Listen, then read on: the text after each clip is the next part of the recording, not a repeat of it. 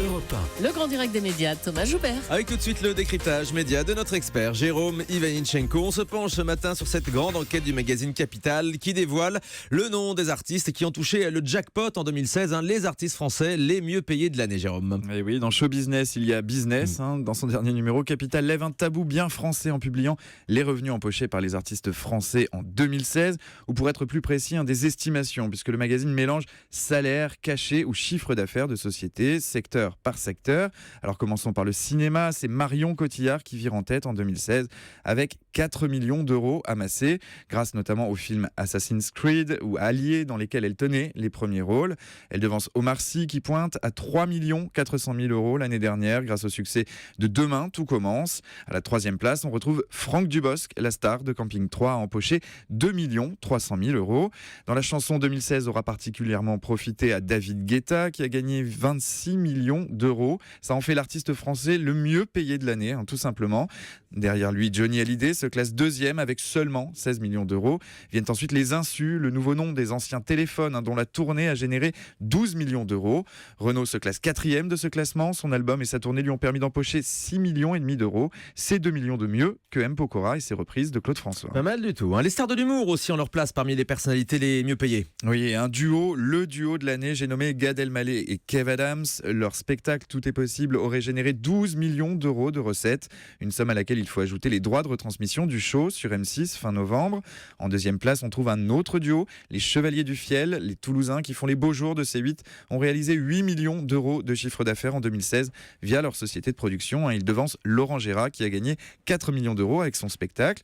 Toujours dans le registre de l'humour, on notera l'arrivée fracassante d'une nouvelle génération, d'une nouvelle catégorie d'artistes, les youtubeurs, ces stars d'internet qui cartonnent auprès du jeune public.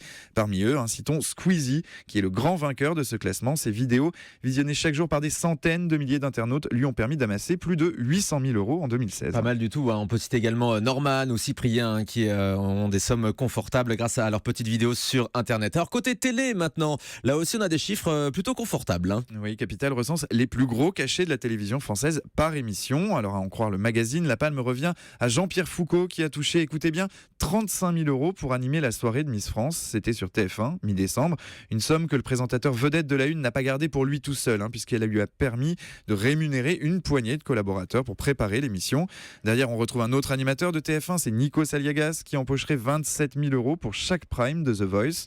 Pour les services de Laurence Boccolini, TF1 débourserait 9 000 euros pour chaque numéro de Money Drop. Une somme payée en facture. Le salaire de l'animatrice serait plus proche des 5 000 euros par émission. Suivent ensuite Stéphane Bern et Benjamin Castaldi qui toucheraient respectivement 11 000 et 9 000 euros pour animer des primes sur leurs chaînes respectives.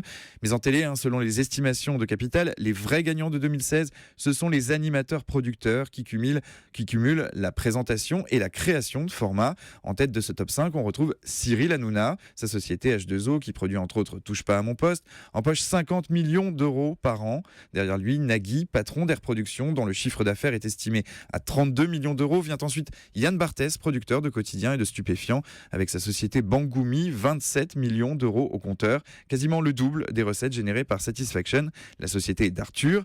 Des chiffres étourdissants qui ne tiennent pas compte d'une chose, toutes ces sociétés emploient aussi des dizaines de salariés évidemment. Oui, effectivement, on n'est pas dans de l'argent pur, c'est-à-dire que ce sont les bénéfices, les chiffres d'affaires, c'est ça, de leur société. Ça ne veut pas dire qu'ils se mettent tout cet argent directement dans leur poche. Merci beaucoup Jérôme Ivanichenko, vous serez payé pour cette chronique, rassurez-vous.